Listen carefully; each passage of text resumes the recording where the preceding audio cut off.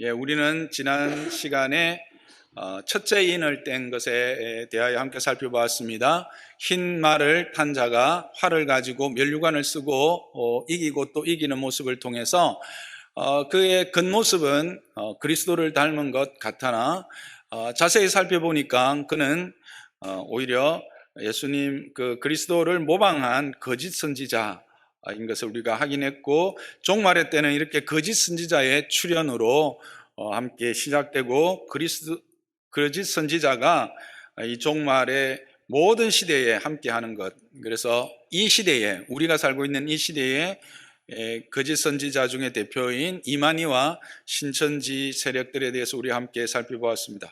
오늘은 이제 이어서 두 번째, 세 번째 또 계속해서 살펴보기를 원합니다. 두 번째 인을 떼시는 모습이 3절, 4절에 나옵니다.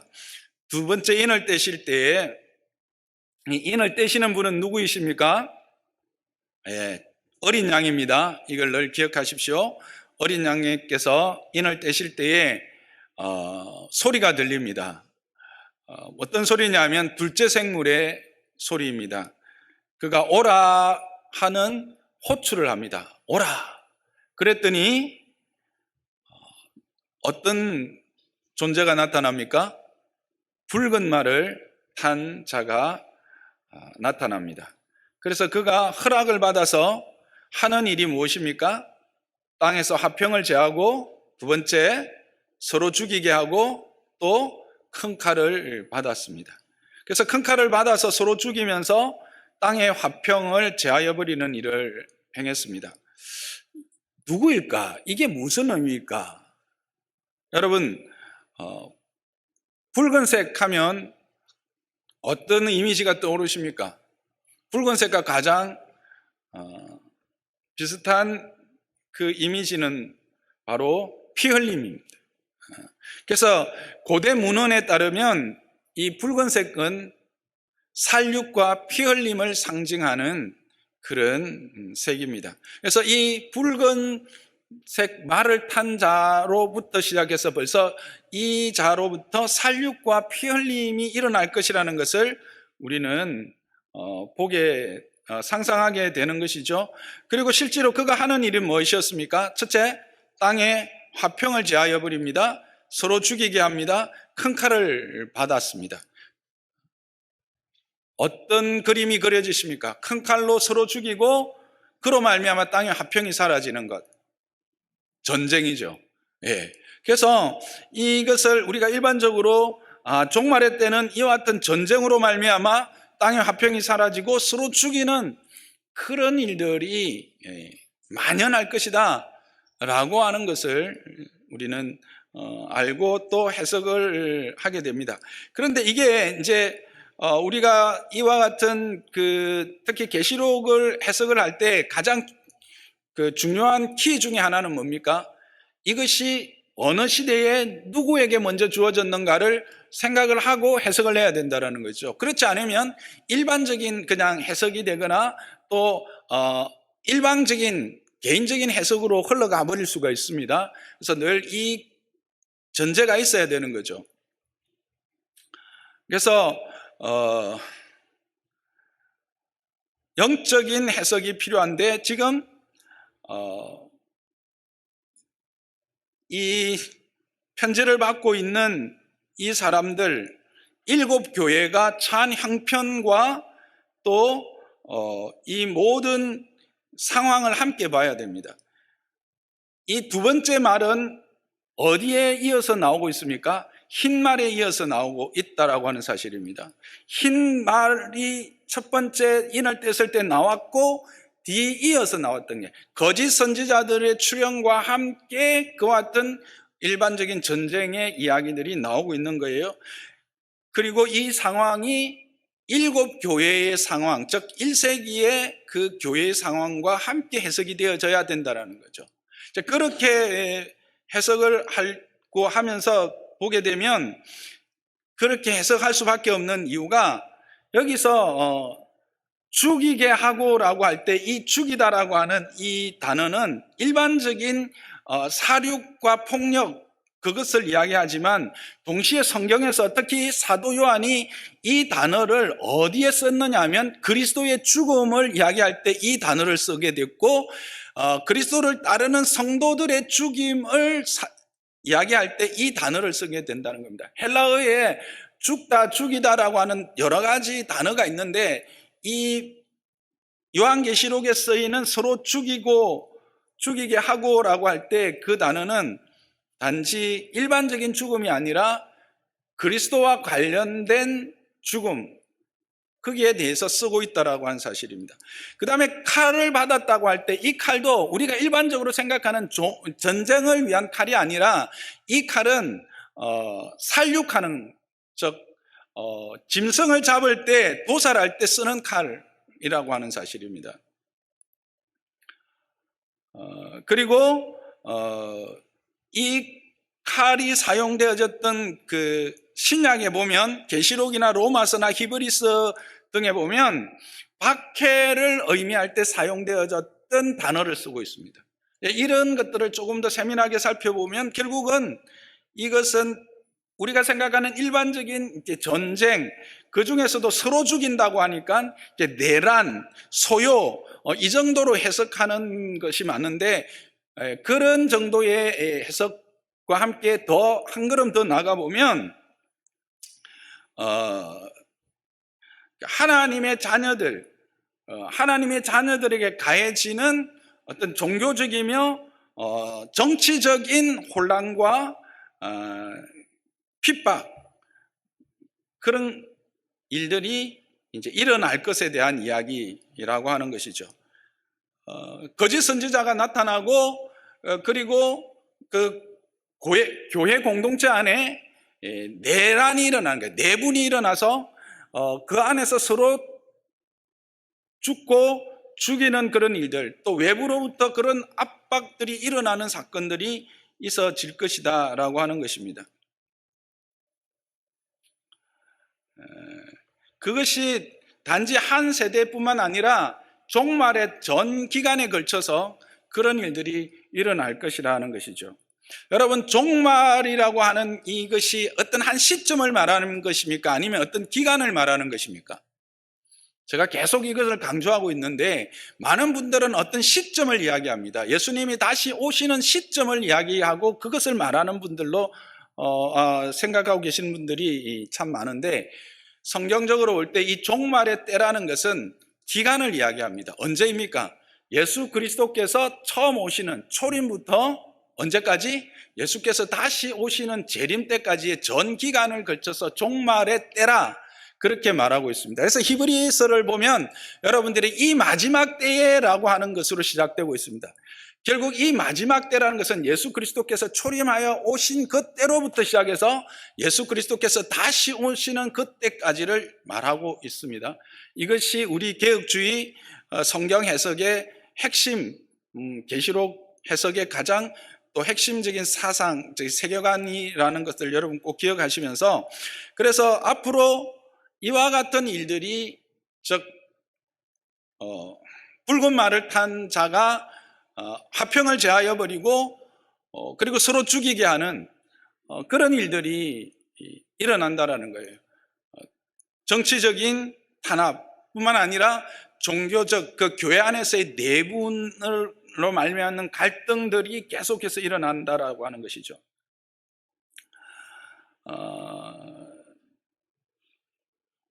그래서 실질적으로 역사적으로 보더라도 지금 이 1세기에 7교회가 당하고 있는 형편이 어떻습니까? 우리가 두 가지로 봤죠. 앞에 있는 4교회는 외부적인 이단과 정치적인 압박입니다. 이단, 우리가 흰말이 거짓 선지자, 적그리스도와 같은 존재잖아요. 그래서 그것들로 말미암아 교회가 분란하게 되고 내분이 일어나고 환란을 당하게 되거든요. 정치적인 압박으로 환란을 당하게 되거든요. 그리고 뒤에 3교회는 뭐예요? 교회 내의 진리에 대한 문제 때문에 그들이 와해되고 갈등하게 되고 그로 말미암아 어려움을 당하고 있는 모습들을 우리가 확인했죠. 그런 일들이 그때도 있었고 그 이후도 있을 거라는 거죠. 그런 이후의 역사적인 사건들이 많이 있는데 가장 대표적인 사건이 뭡니까? 믿음 안에서 진리를 지키고 그 진리를 이어가기 위한 종교개혁 세력과 그리고 왜곡된 성경 해석과 그것들을 계속해서 강요하는 로만 가톨릭 세력 간의 충돌로 볼 수가 있죠. 우리는 이 종교개혁이라고 하지만 실질적으로 종교개혁이지만 이게 정치적으로 많은 핍박이 있었고 그것들 때문에 많은 이들이 순교하고 이 진리를 지켜내기 위해서 피 흘렸다라는 사실을 여러분들은 다 알고 계시죠? 우리는 지금 종교개혁이라고 말하지만 이 말씀의 진리 안에 설기 위해서 이 진리를 수호하기 위해서 수없이 많은 이들이 순교를 당했던 그런 역사들이 있습니다. 그리고 지금도 어떻습니까? 지금도 실질적으로 외부적인 이런 도전들, 거짓 선지자들과 잘못된 그 교리들과 잘못된 가르침들로 말미암는 갈등들이 계속 있어지고 있죠. 그래서 예수님도 이 부분을 분명히 이야기한 것입니다. 마태복음 24장 9절에서 12절입니다. 함께 보겠습니다. 시작. 그때 사람들이 너희를 환난에 넘겨주겠으며 너희를 죽이리니 너희가 내 이름 때문에 모든 민족에게 믿음을 받으리라. 그때 많은 사람이 실족하게 되어 서로 잡아주고 서로를 미워하겠으며 거짓 선지자와 불법이 성함으로 많은 사람의 사랑이 식어지리라. 그래서 외부적인 환난으로 말미암아 우리가 민족으로부터, 즉 정치적인 어떤 세력들로부터 미움을 받는다라는 겁니다. 그런데 그것뿐만 아니라 서로 실족하게 되어서 우리 내부 안에서도 서로 잡아주고 서로 미워하게 되는, 그리고 그런 일들은 거짓 선지자들이 많이 일어나서 미혹하게 하는 일로 또 교회가 환난을 당한다는 겁니다. 그래서 이런 불법이 성함으로 말미암아 교회가 어떻게 사랑이 식어지는 거예요. 우리 에베소 교회를 생각해 보면 될 겁니다. 진리를 지키기 하기 위해서 첫사랑을 잃어버렸을 때 예수님께서 첫사랑을 회복하라고 분명히 말씀하셨던 거 기억하시죠? 에베소 교회와 같은 그런 현상들이 종말의 때에 예수님이 다시 오시는 그때까지 교회 안에서 계속 일어날 거라는 거죠. 이와 같은 근본적인 이유는 뭡니까? 마태복음 10장 34절에서 36절을 한번 보겠습니다. 시작. 내가 세상에 화평을 주러 온 줄로 생각하지 말라. 화평이 아니요 금을 주러 왔노라. 내가 온 것은 사람이 그 아버지와 딸이 어머니와 며느리가 시어머니와 불화하게 하려 함이니 사람이 자기 집안 사람이 식구이리라. 여러분, 이 말씀 어떻게 해석하고 계세요? 이 말씀 처음 읽는 분들은 교회 왔더니 이 교회 가면 이 집안이 풍지박산 나겠네.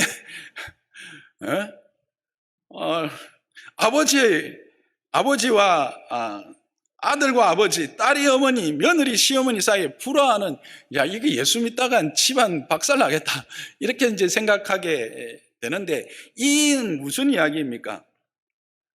진리와 세상의 가치에 충돌이 일어난다는 겁니다. 진리가 들어가면 그 진리와 그 비진리 안에, 진리 안에 들어가지 못한 세상의 가치와 이 진리와 충돌이 일어나게 된다는 거예요.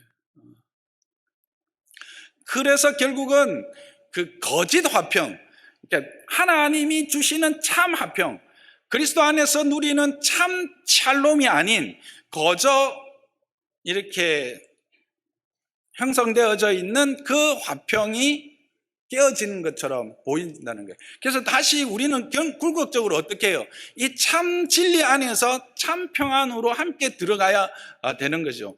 그래서 이 복음이 들어가는 곳마다 실질적으로 갈등이 일어나게 되고 거기에서 실질적으로 분쟁들이 일어나게 되는 겁니다.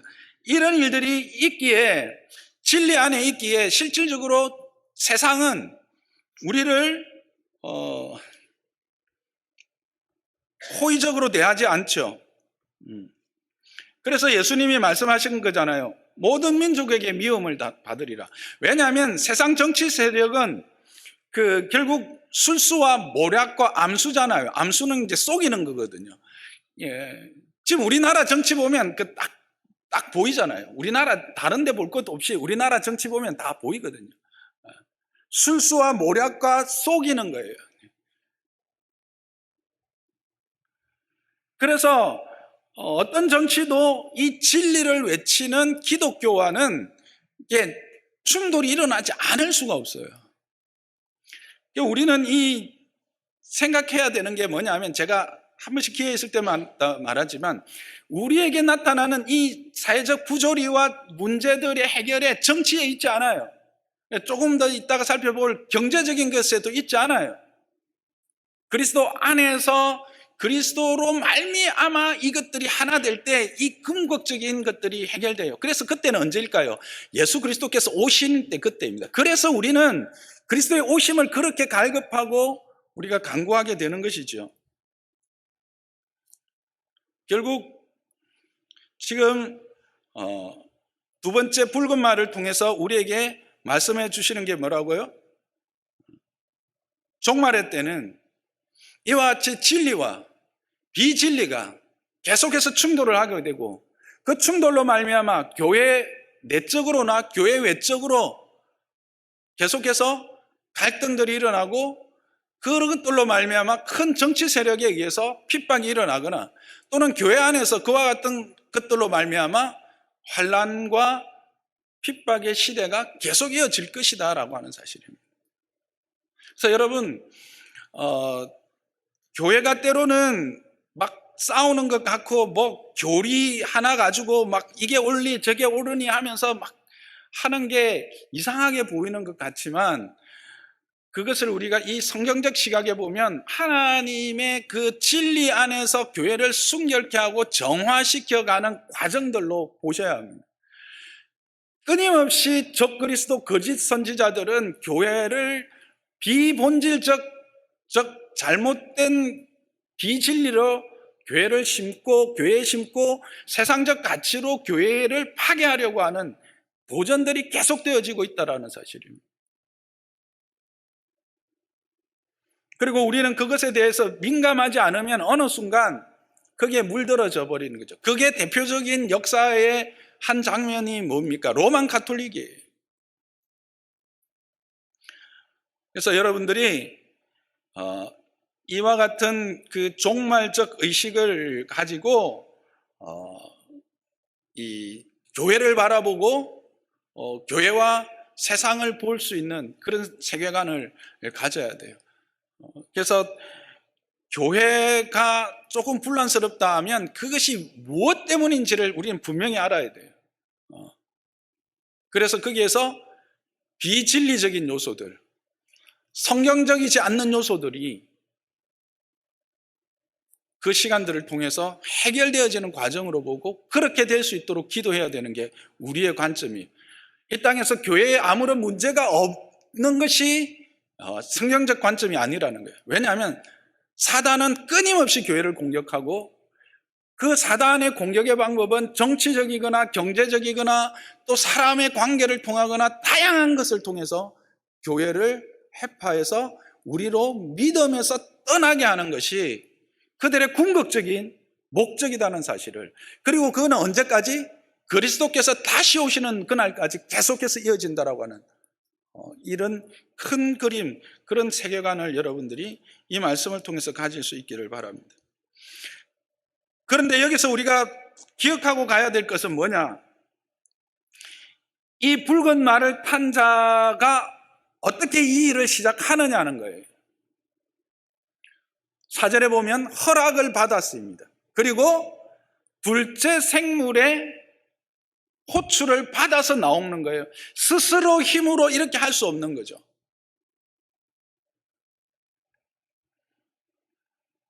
이게 뭡니까? 이 모든 일이 하나님의 역사와 주권 아래 이루어지고 있다는 사실입니다. 그럼 여러분들은 의문하게 되죠. 아니면 하나님의 주권으로 이루어지는 일에 교회가 왜 화평을 잃어버리고 왜 이런 분쟁이 일어나고 있는가? 앞에서 말씀드렸듯이 끊임없이 교회를 정화하고 온전케 하기 위한, 그리고 그 전에는 끊임없는 도전, 거짓 선지자와 사단이 끊임없는 공격과 핍박이라는 여러 가지 형태로의 공격들 안에서 여전히 교회가 교회로서의 순결함과 하나님 앞에서의 거룩함을 지켜나가게 하기 위한 정화의 과정이다라는 것입니다. 그것을 여러분들이 기억하시기를 바랍니다. 세 번째 인을 떼실 때 동일하게 인을 떼시는 이는 누구이십니까? 예수 그리스도 어린 양입니다. 그리고 이 셋째 생물도 스스로 나옵니까? 아니면 호출을 받아 나옵니까? 그렇죠. 셋째 생물의 호출을 받아서 나옵니다. 이것은 모든 인을 뗄 때마다 동일하게 나타나는 이야기입니다. 계속해서 이걸 강조하고 있는 건 어떤 의미일까요? 반복하고 있는 것은 이래 해야 되는데 계속 반복하고 있는 것은 뭐예요? 강조하고 있는 거죠. 이 모든 일이 누구의 주권하에, 누구의 섭리하에 진행된다? 하나님의 주권하에. 왜? 내 생물은 어떤 존재입니까? 하나님의 보좌에서 하나님의 말씀을 실행하고 수행하는 자들이었잖아요. 그러니까 이게 하나님의 주권하에서 진행된다는 사실을 우리는 기억해야 하는 것이죠. 자, 셋째 인을 뗐을 때 셋째 생물의 호출을 받아 나온 존재는 어떤 존재입니까?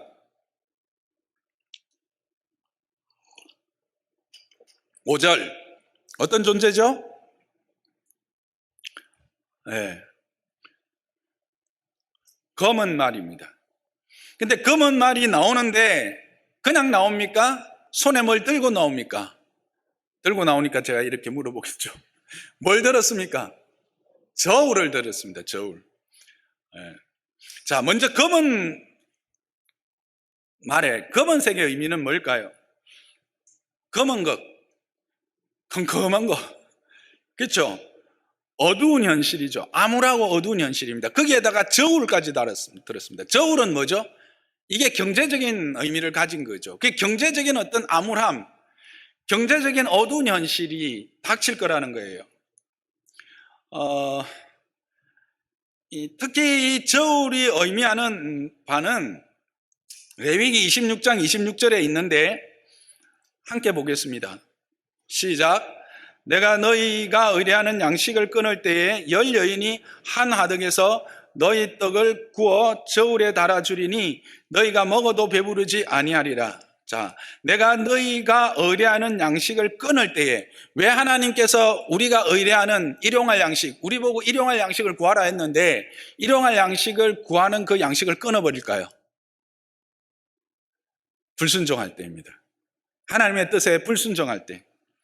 그래서 이거는 이제 레위기에 하나님의 뜻에 불순종할 때의 일인데 열 여인이 한 하독에서 너희 떡을 구워서 달아준다고 했습니다. 즉 양이 많으면 달아줄 필요가 있습니까? 아니면 마음껏 나눠주면 됩니까? 마음껏 나눠주면 됩니다.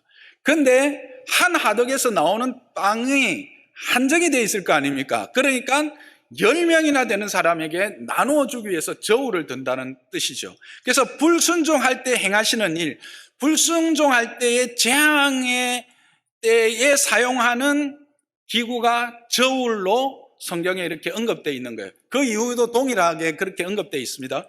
그래서 이것을 볼 때 우리가 말하는 일반적인 그런 기근이나 경제적 어두운 현실이 아닌 이것도 영적인 의미가 있는 현실이다라고 하는 것을 먼저 인식을 가지고 들어가도록 합시다. 그래서 그 탄자가 나타남으로 말미암아 일어나는 일이 뭡니까? 밀 한 대에 한 데나리온이고 보리 석 대에 한 데나리온이랍니다. 자, 우리 장로산나교회 성도들은 이제 성경을 많이 알죠. 성경 공부도 많이 했으니까 하나 물어봅시다. 한 데나리온은 어느 정도의 가치입니까? 그렇죠. 노동자들의 하루 품삯입니다. 여기서 밀 한 대는 장정 한 사람이 먹기에 하루 지나기에 딱 맞는 양입니다. 밀 한 대는. 보리 석 대는 한 4-5명의 가정이 아주 최소한의 하루를 견딜 수 있는 양입니다. 풍족한 겁니까? 궁핍한 겁니까? 궁핍한 거죠. 내가 하루 열심히 일했는데 겨우 내 하루 먹을 정도 밀은 조금 좋은 양식입니다. 보리는 조금 덜한 양식이에요. 이제 값싼 양식이라고 생각하면 돼요. 하루를 애써봤자 가족이 겨우 한 끼 때우는 정도밖에 안 되는 상황 가운데 처해진다라는 겁니다.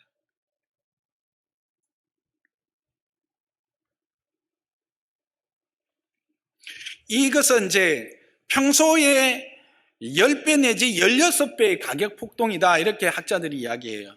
요즘 뭐 우리가 한 9%, 10% 이렇게 물가 올라도 이렇게 우리가 막 힘든데, 이게 1000%예요, 1000%. 저기 베네수엘라 같은 경우라고 생각하시면 돼. 1000%씩, 1600%씩 뛰어버리는 거예요.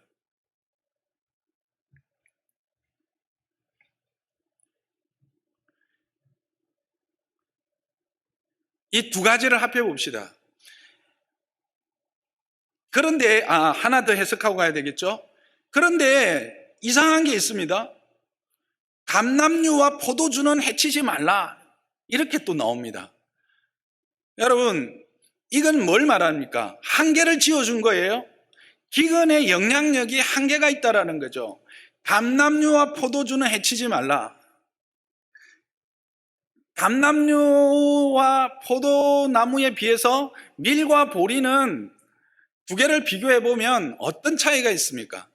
밀과 보리는 1년생들입니다. 뿌리가 깊습니까? 안 깊습니까? 뿌리가 그렇게 깊지 않습니다. 그래서 그 당시에 영향을 많이 받습니다. 그러나 포도나무와 감람류는 어떻습니까? 여기에 비하면 뿌리가 깊습니다. 그러면 이 환경적 영향을 더 받겠습니까? 덜 받겠습니까? 덜 받겠죠. 그런 의미입니다. 그러니까 이 기근이라고 하는 것이 모든 이들에게 다 영향을 미치는 것이 아니라 어떤 한계가 있는 거예요. 그래서 뿌리가 깊은 나무의 열매에는 별 영향력이 없고, 뿌리가 짧은 곡식에는 영향력이 있는 것으로 해석이 되면서, 동시에 자, 이것들의 또 우리의 삶에, 즉 사람들의 삶의 영향력으로도 봅시다. 밀과 보리는 필수적인 겁니까? 아니면 선택적인 겁니까? 필수적인 것이죠. 거기에 반해서 감람류, 올리브 오일하고 포도주는 필수적인 겁니까? 선택적인 겁니까? 선택적인 겁니다. 이 두 가지를 합해보면 이 무슨 말입니까?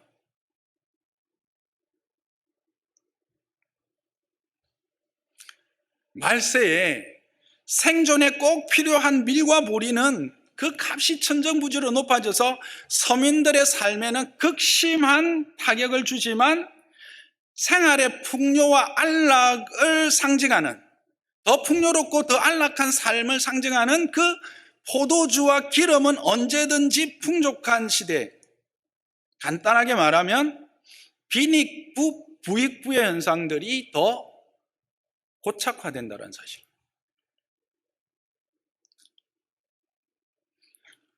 우리나라만 보더라도, 제가 그래 살았는지 몰라도 저도 이제 이야기를 해보니까 저처럼 그렇게 산 사람들이 많지는 않은 것 같기는 하더라고요. 근데 대부분 제가 살 때 주변에 살펴보면 실제로 그날 집에 가만히, 그러니까 쌀을 가만히나 이렇게 몇 말씩 놔놓고 사는 사람은 저는 별로 못 봤어요. 우리 동네만 그랬나요? 지금으로부터 이제 한 50년 전에, 그러니까 제가 이제 10대 때를 보면. 근데 요즘에는 어때요? 그렇진 않죠. 그런데 이거를 큰 그림으로 그려보면요, 전 세계적으로 그려보면 어떨까요? 빈 부익부 현상이 더 심화되어졌습니다.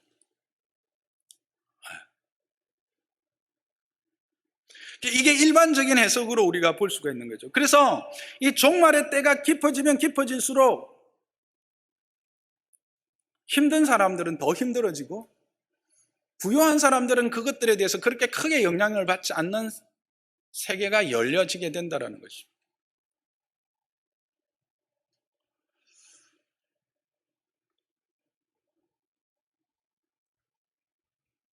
그런데 이걸 이제 영적으로 해석해 보면 어떨까요?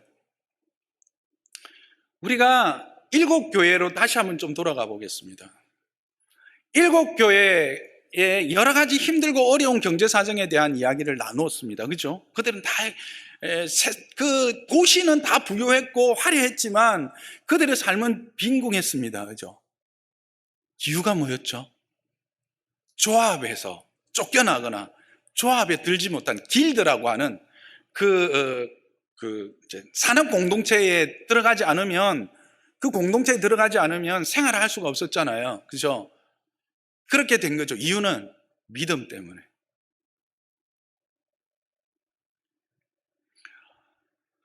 그래서 이것은 종말의 때에 닥치는 일반적인 어떤 빈익빈 부익부 현상의 심화와 그로 말미암는 어려움들을 이야기하는과 동시에 영적으로 해석을 해보면 어느 시대에나 이런 신앙을 지키기 위해서, 믿음을 지켜내기 위해서 세상적인 불이익을 당하는 자들이 있다라고 하는 사실이에요.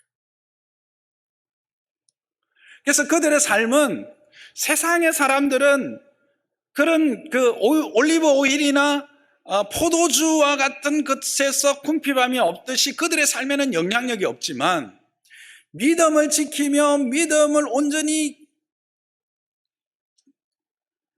이 땅 가운데 이루어내려는 삶을 살아가는 자들에게는 이와 같은 궁핍과 가난으로 말미암는 아픔들이 이어질 것이다 라고 하는 것을 말씀하고 있는 거예요. 여러분, 목사님 요즘 대한민국 보니까 그런 일 없잖아요. 그게 무슨 말이에요? 대한민국 조금 이따가 이야기하고요. 우리 눈을 좀 크게 떠보자고요. 무슬림 사회에서 기독교 신앙을 가진다. 어떻게 될까요? 당장 죽음이죠. 조금 더 이제 약한 데로 가볼까요? 중국. 어떻게 될까요? 여러 가지 핍박받습니다. 공산당원 안 됩니다.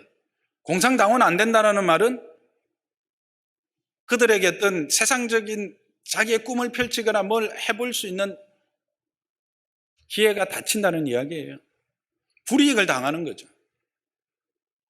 대한민국 없는 것 같지만 실질적으로 믿음을 지키기 위해서 주의를 성수하고 예배를 위한 희생들과 자기 이 여러 가지 손해들이 있을까요? 없을까요? 있습니다. 그런 것들을 이야기하는 거예요. 결국 뭐예요? 이 종말의 시대에는 끊임없이 믿음을 지키며 그 하나님의 은혜 안에서 하나님의 사람으로 이 종말을 살아가는 자들에게는 이런 경제적인 불이익과 그로 말미암는 여러 가지 환난, 어려움들을 당하게 된다라고 하는 사실을 이야기하고 있는 것이죠. 이걸 통해서 우리는 뭘 생각할 수 있을까요? 세상은 지금도 계속해서 우리를 무엇으로 유혹할까요? 올리브 오일과 포도주로 유혹하는 겁니다. 올리브 오일과 포도주가 상징하는 게 뭐라고요? 더 안락하고 더 편안하며 조금 이렇게 세상적인 그런 즐거움을 누리는 것을 상징하는 것이죠.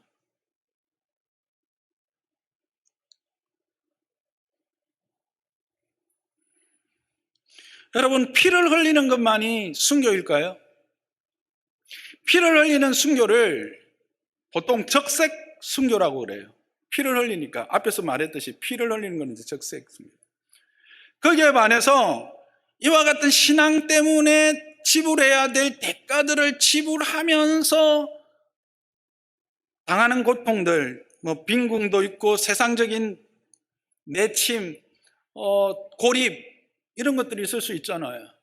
가정에서 실제로 나 혼자 신앙생활 할 때 모든 가족들로부터 고립되잖아요. 우리 앞에서 예수님이 말씀했던 것처럼 신앙과 비신앙이 갈등하게 되면, 부닥치게 되면 거기서 불화가 일어나서 고립돼요.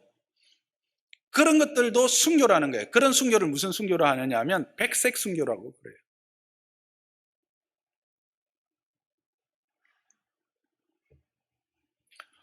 여러분, 우리가 이 땅에서 올리브 오일과 포도주로 취하기 위해서 이 믿음의 기름을 걸어가고 있습니까? 그렇게 생각하시는 분은 잘못 오신 겁니다.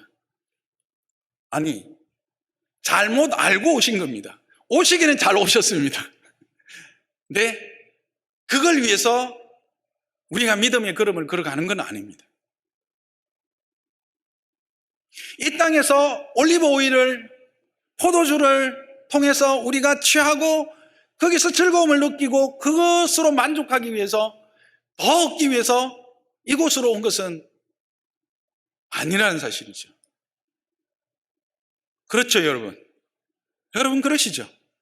우리는 그런 사람들, 믿음의 걸음을 걸어간다는 그런 거예요.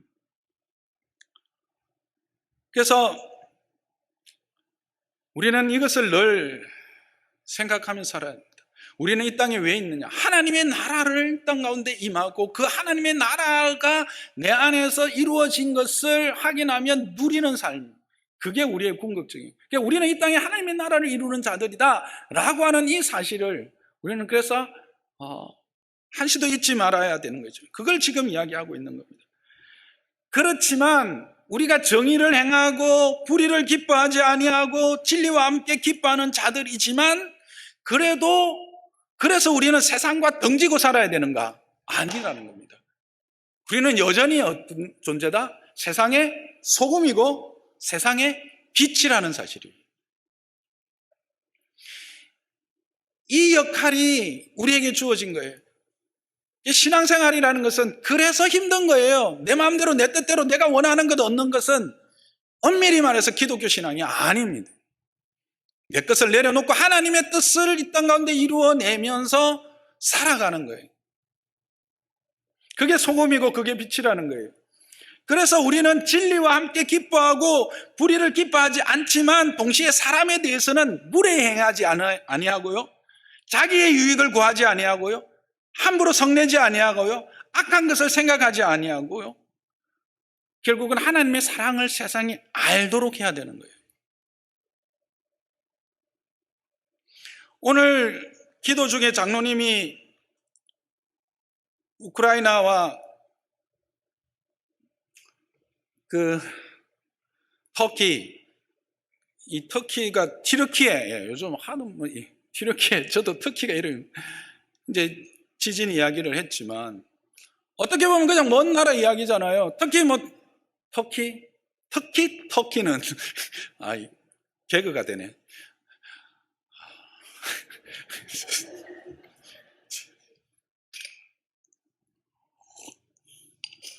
예, 튀르키예 같은 경우에는 무슬림들이라서 꾸리지우지가 우리 하나님의 진노가 아니냐라고 함부로 말할 수 있지만 그런 의미로 보면 안 되는 거죠. 긍휼히 여기는 마음이 우리에게 그래 필요한 거예요. 목사님, 우리는 그러면 언제 이렇게 헌신하고 우리 교회는 어떻게 할 겁니까? 궁금해 하시는 분들이 있는데, 총회에서 연락이 왔어요. 총회에서 어떻게 하면 보다 효과적으로 돕고 실질적으로 도움이 될 수 있는 방법을 찾고 있다라고 연락이 왔습니다. 그래서 여러분들이 미리 말씀드립니다. 그것이 확정되면 교회가 함께 그 일에 우리는 또 헌신하게 될 것입니다. 말씀을 오늘 여기에서 정리하도록 하겠습니다. 종말의 때 거짓 선지자가 일어나고, 또 종말의 때는 이 믿음을 지키며 진리를 지켜나가는 자들에게 끊임없이 세상이 또 거짓 사도, 이 거짓 선지자들로 말미암는 도전들이 일어나고, 그로 말미암는 갈등과 억압과 환난들이 나르게 된다는 사실을 여러분 기억하십시오. 그래서 믿음의 걸음을 걸어가는데 마냥 평안하게 그냥 시온의 대로가 열리기만 그렇게 기대하지는 마십시오. 근데 중요한 것은 뭡니까? 그 길이 누가 주장하고 계시느냐는 거예요. 우리가 이 땅을 살아가는 날 동안 우리의 경제적인 삶의 환경이 포도주를 즐기고 감람류를 통해서 우리가 더 풍요롭고 안락한 삶을 누리는 것으로만 우리의 삶에 허락되지는 않을 것이라는 사실도 함께 기억해야 합니다. 언제 우리가 진리 앞에 서려고 할 때, 불의함 앞에, 비진리 앞에 우리는 그런 모습으로 설 때에 그와 같은 일들이 언제든지 일어날 수 있다는 것을 우리는 잊지 말아야 합니다. 그리고 그런 일들이 일어날 때 우리는 오히려 교회를 온전케 하며 나를 정결케 하셔서 하나님의 기뻐하시는 것들, 그리고 이 땅에 하나님의 나라를 이루어 가시는 하나님의 뜻이 내 안에서 나를 통해서, 우리 교회를 통해서 진행되어지고 있고 그리고 성취되어지고 있다라고 하는 사실을 여러분 기억하시기를 바랍니다. 근데 이것의 가장 첫 자리는 어디일까요? 제가 성도들 간에 이런 이야기를 했지만 실질적으로 우리 자신 안에 제일 먼저 일어나요. 옛사람과 그리스도 안에 있는 새사람과의 갈등이죠. 이게 바로 신앙함이라는 사실. 언제 끝날까요? 그리스도께서 오실 때. 그래서 우리는 마라나타 주 예수여 오시옵소서라고 기도할 수밖에 없는 거예요. 이 땅의 경제적인 문제, 정치적인 문제, 여러 가지 환란의 문제, 전쟁에 이런 어떤 문제, 그걸로 말미암는 기근과 아픔들, 정치가들에 의해서, 어떤 경제적인 부흥에 의해서, 사회운동에 의해서 해결될까요? 그렇지 않습니다. 죄로 오염되어져 있기 때문에 이 죄로 오염되어 있는 이 땅의 어떤 누구를 통해서도 이런 근본적인 문제는 해결될 수가 없습니다. 오직 그리스도, 만왕의 왕, 만주의 주 예수 그리스도의 다시 오심으로 이 모든 것들이 해결되어지고 이 땅 가운데 참된 샬롬, 평화가 임하게 될 것입니다. 우리는 어떻게 기도해야 할까요? 그렇습니다. 이 땅 가운데 그리스도의 나라가 임하기를 우리는 그래서 기도해야 합니다. 여러분의 기도의 제목에 이것이 빠지지 않기를 바랍니다. 두 번째는요, 우리는 이걸 위해서 이 그리스도의 복음을 내 스스로가 지켜내는 거룩한 산제물의 제사를 내 삶 안에서 매일매일 살아내야 합니다. 우리는 이건 지난번에도 함께 하긴 했던, 이거는 한 번 하긴 하는 것이 아니라 우리의 삶에 계속 하긴 해야 되는, 그것이 바로 소금이요, 그것이 바로 빛이라고 하는 사실입니다. 그리고 한 걸음 더 나가서 이 진리가 이 땅 가운데 편만하게, 그래서 하나님의 나라가 속히 임하시도록. 언제 끝이 온다고요? 복음이 땅끝까지 이르러 하나님의 그 계획하신 모든 이들에게 복음이 전해지는 그 시점에 오신다고 했으니까 우리는 힘써 이 복음을 전하게 되어지는 것입니다. 장로산나교회 성도 여러분, 우리는 지금 종말의 때를 살고 있습니다. 이 종말의 때는 끊임없는 도전과 그로 말미암는 시험으로 죽음의 자리에까지 이를 수 있다는 사실도 기억하시고, 우리가 경제적인 궁핍함에 내몰릴 수 있다는 사실도 기억하십시오. 그러나 그 모든 과정이 하나님의 섭리 안에서 우리를 온전케 하여 하나님의 크시고 온전하신 은혜의 자리에 들어가게 하시려는 하나님의 뜻임도 또한 기억하시면서 이 한 주간도 믿음으로 승리하는 저와 여러분 되시기를 주님의 이름으로 축복합니다.